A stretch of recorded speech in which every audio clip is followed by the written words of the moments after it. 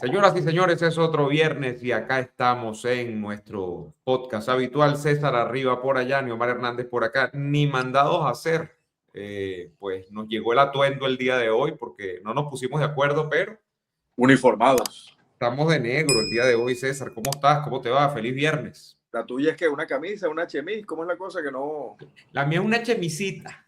Ay, la mía es una camisita, valga el diminutivo. No, pero nos vemos bien, deberíamos uniformarnos más a menudo. Eso da una sensación de disciplina, de integridad, de qué sé yo, qué guanta De vaina. imagen corporativa, de imagen corporativa. Tú sabes que yo siempre odié los uniformes, pero era sobre todo por el esfuerzo que una persona de mi condición tiene que hacer para mantener todas las piezas correctas, planchadas y tal, pero los uniformes sobre todo que incluyen el pantalón, a mí eso me generaba demasiado estrés. Yo llegué a trabajar en circuitos radiofónicos en los que el uniforme era completo, camisa y pantalón. Y entonces acuérdate que tú vives viajando, y eso para mí era, además que yo recuerdo que era, o sea, el color del pantalón era uno solo, te daban 3, 4 pantalones. Pero las camisas, porque eran camisas que usábamos, tenían 4 o 5 colores. Entonces te mandaban un calendario, martes camisa vino tinto, miércoles camisa negra. No, esa vaina para mí, yo creo que yo estuve a punto de retirarme de las Nada transmisiones más por el deportivas, uniforme. porque lograr eso, lograr eso es muy difícil para una persona como yo. Entonces, claro, yo sentía que odiaba ese tipo de disciplinas, pero lo que odiaba era mi incapacidad de llevar normalmente una agenda con ese tema de los uniformes. Pero no me gusta, nunca me gustaba estar vestido igual que otras personas. ¿A ti cómo te va con eso? Mira, yo me llevo muy mal con los uniformes también, pero creo que sobrellevé bastante bien esa etapa cuando estaba en el colegio, ¿no? Que es la etapa cuando uno más tiene que cumplir un código de vestimenta, ¿no? Un uniforme Salud. y todo. Bueno, salud con café. Lo sobrellevé bastante bien por esa época, pero luego sí, mira que he tenido la fortuna de que en los trabajos nunca he tenido que estar uniformado, ¿no? Pero No, yo sí. no me gusta porque, no ¿Y sé. y te acuerdas en el colegio o en el liceo, cuando había actividades especiales, un viernes de no sé qué cosa, que te permitían ir con un atuendo que no fuera uniforme? Aquello era liberador, aquello era refrescante. Uno aprovechaba de ponerse su mejor cosa para si había una chica por ahí, para que lo viera uno, ¿verdad? ¿Te acuerdas? Claro, pues le decían a uno, pueden venir en ropa de calle. Y entonces uno se ponía un blue jeansito y se ponía un blue jeansito y una franelita Ay, para ver, qué tiempo.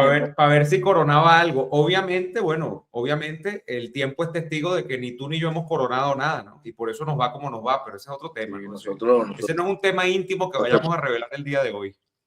Eh, sí. César, mira, hoy es 24 de julio del año 2026 y es doblemente importante, primero, bueno, por todo lo que implica el 24 de julio, pero segundo, por fecha patria, pero el tema también de el primer mes luego de la tragedia del terremoto, del doble terremoto que sufrimos acá en Venezuela. Y un mes después hay que empezar a sacar cuentas, ¿no? Creemos, y ya lo hemos dicho en los dos programas anteriores que hemos hecho post el terremoto, que este es un tema que va para largo, este es un tema que se va a tomar demasiado tiempo, como tiempo se tomó, por ejemplo, la recuperación tras la tragedia de Vargas en el año 1999, que de hecho creo que nunca nos logramos, ese es mi modesto punto de vista, nos logramos recuperar completamente de eso y sobre esa tragedia incluso se edificaron nuevas cosas en La Guaira, pero en este caso estamos hablando de que ya han hecho, César, esta semana unas proyecciones sobre lo que significaría eventualmente una vuelta a la normalidad, ¿no? En Venezuela después del terremoto. Y esas proyecciones les han puesto números. Por ejemplo, yo leía una cifra del Banco Mundial, organismo internacional que se dedica al tema del financiamiento y de, obviamente, estudiar la economía de los países, decía que las destrucciones causadas por el terremoto son equiparables a algo así como 20.000 millones de dólares, ¿no? Es una dineral, ¿no? Y entonces ellos decían, mire, para que Venezuela se vuelva a recuperar, más o menos en condiciones normales se requeriría hasta el año 2036. 2036. Estamos hablando de por lo menos 10 años más. Yo creo que se han quedado cortos, ¿no? Pero el tema es que esa es la proyección. Un mes después, César, siento que, bueno, la gente, como es natural en la tragedia, va tratando de salir adelante, pero mira, lo que sé de primera mano y lo que, bueno, me he informado también a través de los medios, te habla de una realidad que es avasallante en términos de que, bueno, hay más de, ya reportados más de 5.000 y pico de personas, 5.300, 5.400 personas fallecidas después del terremoto. Estamos hablando de cerca de 20.000 personas que quedaron sin hogar. Que bueno, que yo lo decía en estos días en un live, eso va a ser una tarea titánica para ver cómo conseguirle otra vez una vivienda o procurar que estas personas tengan acceso a un techo nuevamente.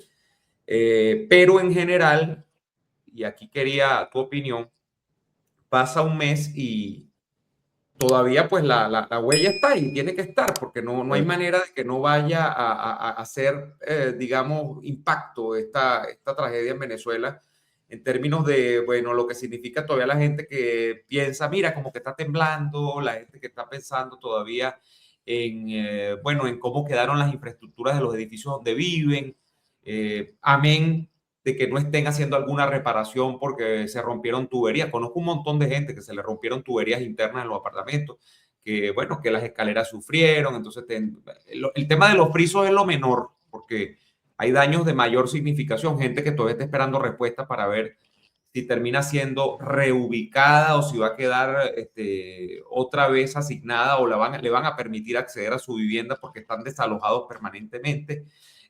¿Cómo ves tú un mes después, César, el tema del terremoto? Bueno, cuando hablamos de la carrera de largo aliento, fíjate ahora esta nueva situación que se está planteando. Si bien ha bajado un poco el nerviosismo por las réplicas, se mantiene, pero ha bajado, la gente se ha acostumbrado un poco, ha aprendido a leer mejor esto de que, bueno, hubo un temblor no sé dónde, a 24 kilómetros de San Carlos, de 3.1, entonces ya la gente se imagina un poco que es algo no tan relevante como para asustarse.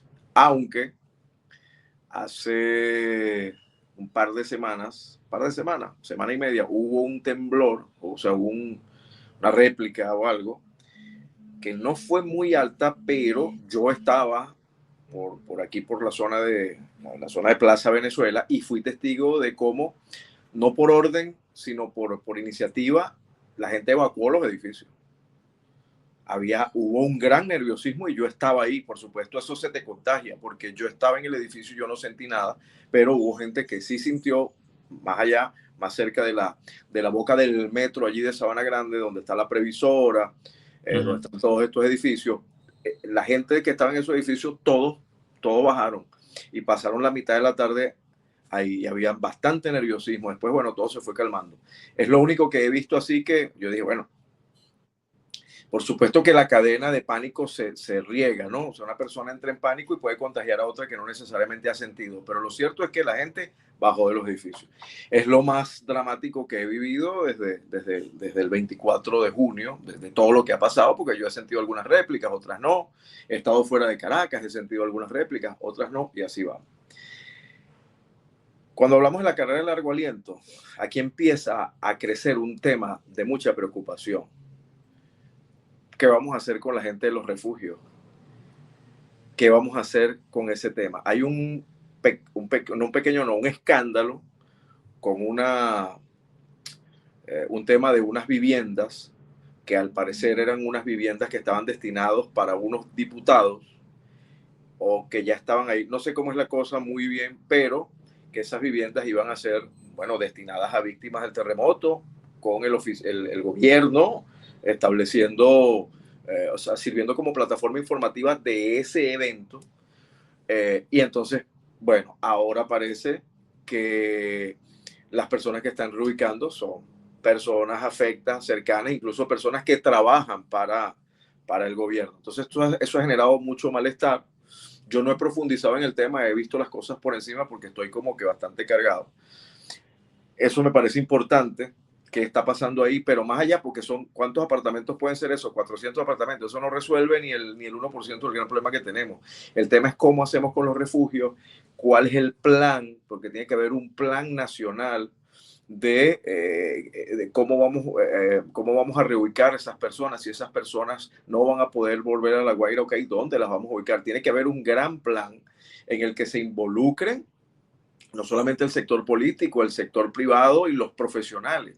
Aquí tenemos que entender de una vez que ante situaciones como esta tenemos que abocarnos a reunir a los profesionales, a los expertos, a los que saben, nacionales e internacionales.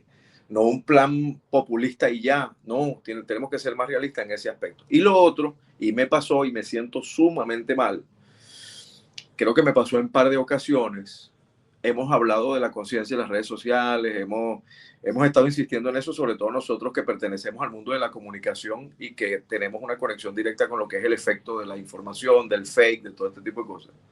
Bueno, y yo he caído en un par de fakes por emoción, porque son fakes, pero fakes no fatalistas, todo lo contrario, sino que hay vida no sé dónde y encontraron tal, y yo salgo por impulso a darle en mis redes cabida a eso, que es una noticia, resulta que no han sido noticias, o sea, yo cometí el error por impulso, por querer ser positivo y compartir algo bueno, de no corroborar, y reposteé una información que era un fake, no sé con qué motivo. De repente fue simplemente alguien irresponsable que le dijeron eso y salió y puso, no sé, una foto, un video, y yo creí y caí en eso.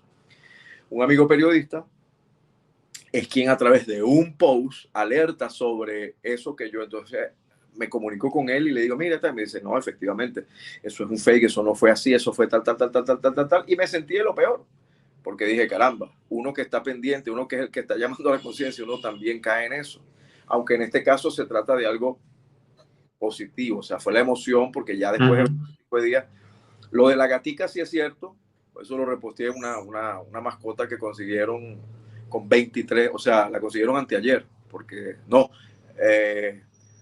cuando llevábamos 23 días de la tragedia, hoy es 24, hace una semana, hace menos de una semana. Hace cerca de una semana, sí. Bueno, la consiguieron y después la llevaron y la salvaron, 20 y pico de días.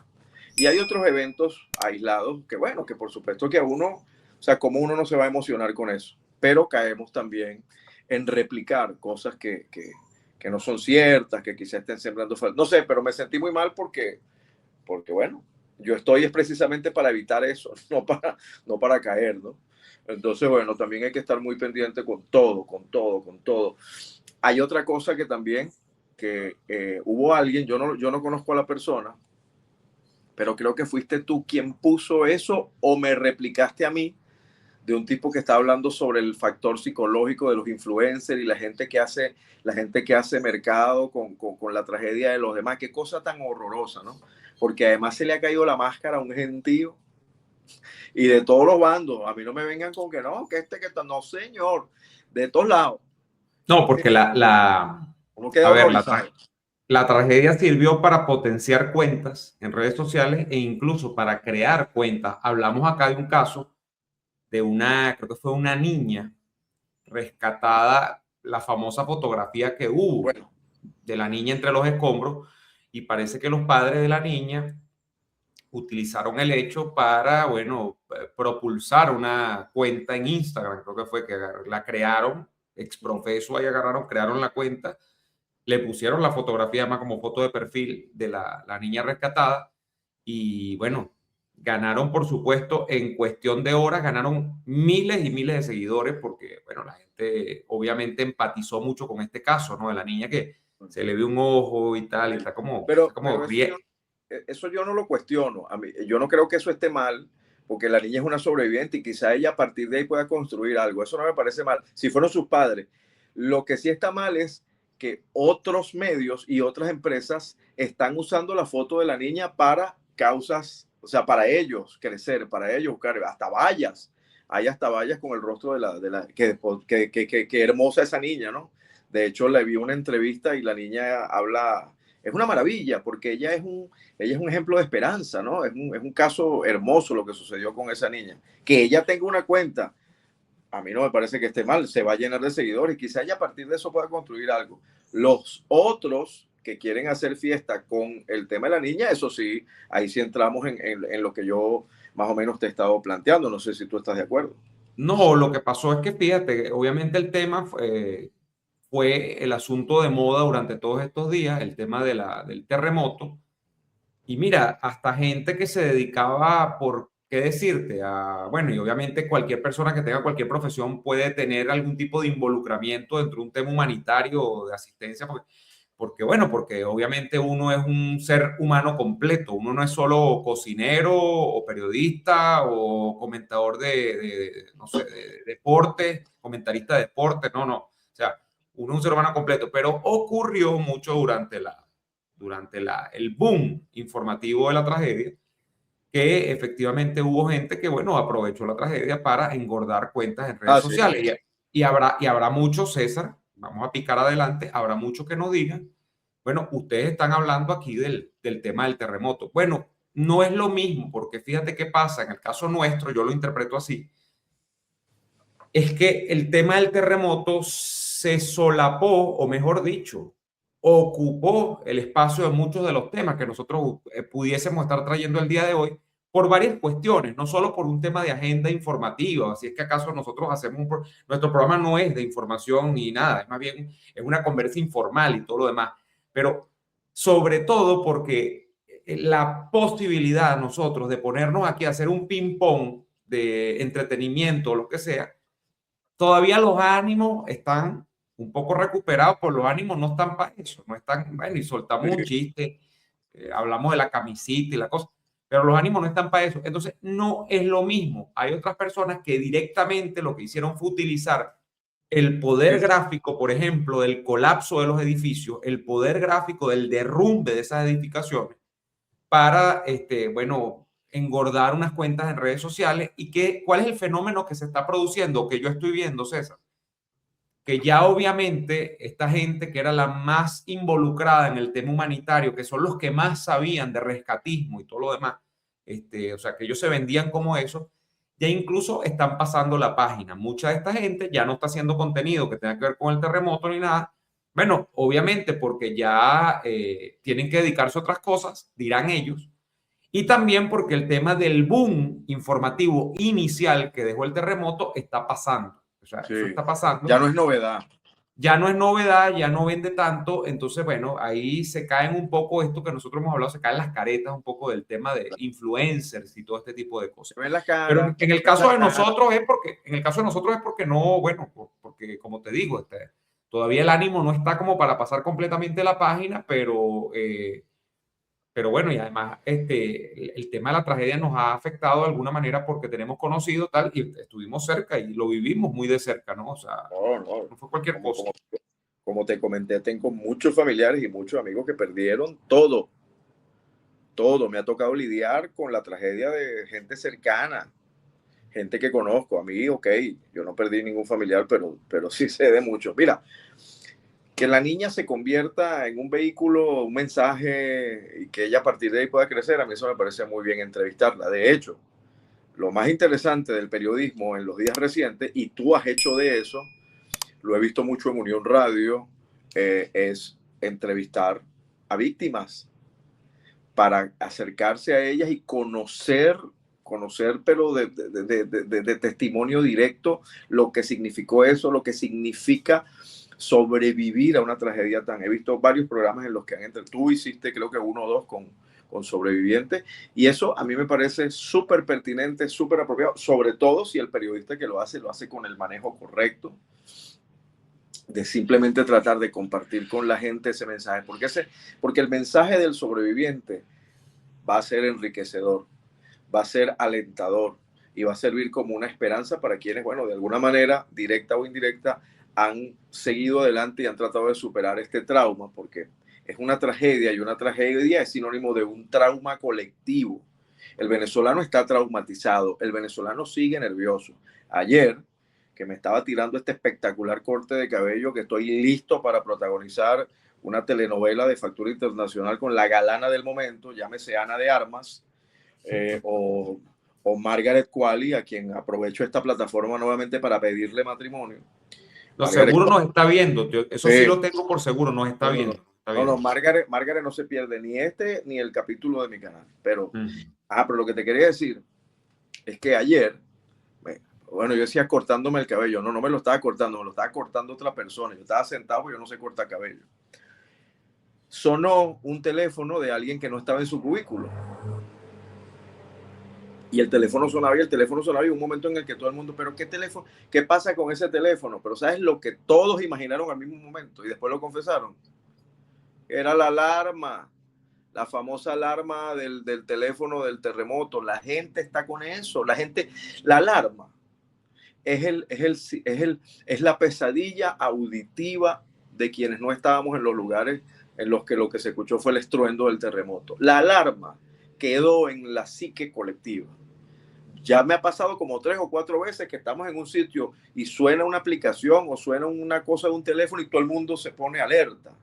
Eso es una demostración de lo que te estoy diciendo. Esto es un trauma que va a tardar muchos años en poder aprender a vivir con él o superarlo. Entonces, cuando entrevistan a personas, a los verdaderos protagonistas, a quienes sufrieron, a quienes estuvieron bajo los escombros, eso es sumamente importante. Bien manejado es sumamente importante y hemos estado en esa etapa. Repito, he visto en Unión Radio, oye, varias que me han... A veces no necesariamente es que escucho la entrevista como tal, sino que, bueno, los reels de las redes sociales que aportan bastante en este aspecto. Entonces, claro, ves 1 minuto y medio y eso te da... te conecta con el interés de ir a YouTube o de ir a la radio para escuchar el segmento completo y eso está muy bien. ¿Y a ti cómo te fue con tu entrevistado Bueno, déjame decirte que primero fue una entrevista que agradecí mucho porque Ernesto, que fue el entrevistado, que es un sobreviviente del tema de la tragedia en La Guaira, compartió cada detalle y eso vale mucho en momentos tan delicados, ¿no? Segundo, que la iniciativa fue de él mismo. Él me dijo, yo conozco a Ernesto, o sea, no es que somos amigazos de toda la vida, pero lo conozco de hace unos 3, 4 años. Y él buscó la manera de contar. Él me dijo, yo tengo que contar lo que pasó para empezar, César, porque su testimonio es prácticamente un milagro. Yo, de hecho, lo catalogué así. Ernesto vivía en un edificio en Los Corales de 10 pisos. Vivía en un piso cuarto y de ese edificio solo sobrevivieron 2 personas. Imagínate tú el tamaño de la tragedia, de las cuales él es una de esas 2 personas. Pero luego fue muy bonito, además, que él cuenta toda la historia y donde, bueno, lamentablemente fallece su esposa, Bexabe, a quien conocía yo también. Luego Caramba. de esa entrevista, yo me reuní con Ernesto. Esta semana yo tuve la oportunidad de, bueno, de sentarme a tomarme 2 cafés con Ernesto, nos pusimos a hablar y mira, la fortaleza de espíritu, la determinación que tiene este hombre después de lo que le ocurrió en ese edificio donde queda prácticamente salvado por una puerta que le cae encima y le sirve de escudo frente a todos los escombros que iban cayendo, y la historia del rescate, de cómo lo extraen a él de entre los escombros y de las cosas que él, digamos, había como hecho y que puntualmente sirvieron para que él estuviera en un punto determinado del apartamento cuando empezaron a cuando el edificio se vino abajo, porque mira, la narración es que ahí no había posibilidad de escape alguna, o sea, te estoy hablando de que comienza a temblar y él dice, el edificio se viene abajo a los 20 segundos, o sea, ahí no había manera de salirse, ahí no hay manera de reaccionar, no hay manera de tomar ninguna prevención, él se queda acostado en una cama, le cae una puerta encima y es por eso que se salva, ¿no? Y se viene Eh, todo. pero, ¿En pero qué, sobre en qué piso, todo... en qué piso me ¿Mm? dijiste que estaba? Disculpa, que me... 4, un piso 4 de 10. O sea, le cayeron 6 pisos encima. Entonces, sobre todo es eso, César, es el milagro. Él me dice, yo estoy aquí por una misión. O sea, y él me dice, yo no soy muy religioso, no te creas. Yo no, claro, yo tengo una conexión con Dios, pero yo no, esos filtros que imponen las religiones, yo nunca me los he comido, me dice. Ahora bien, como tú lo veas, esto no puede ser una casualidad. O sea, esto es otra cosa. Y él ha asumido así ese papel. Yo siento que en mucha medida él debe estar todavía fuertemente impactado, en un estado de shock por todo lo que le ocurrió, empezando porque perdió lamentablemente a su esposa que estaba en el apartamento con él y que termina pereciendo entre los escombros porque estaba en otra parte, estaba en la cocina. Y él dice, bueno, no hubo posibilidad, pues no hubo tiempo, no hubo manera. Pero el asumir ese estoy aquí porque tengo una misión, yo, coño, y de eso hablamos largo, ¿no? Cuando nos vimos esta semana. Por cierto, nos vimos y al día siguiente estaba de cumpleaños, Ernesto. Me dice, no, yo este cumpleaños yo lo asumo de otra manera completa. Yo he vuelto a nacer y todo lo que te podrás imaginar, ¿no? Mira, es una de las entrevistas, César, te puedo decir, yo no es que estaba haciendo muchas entrevistas últimamente, pero esta entrevista a mí no se me va a borrar jamás. No, pero ¿y qué? Jamás, y sobre todo porque te digo, él tuvo la voluntad de compartir ese testimonio. Yo no estuve detrás de él para hacer amarillismo, por supuesto. La entrevista levantó muchísimos views. Creo que tiene cerca de 30,000 views en este momento.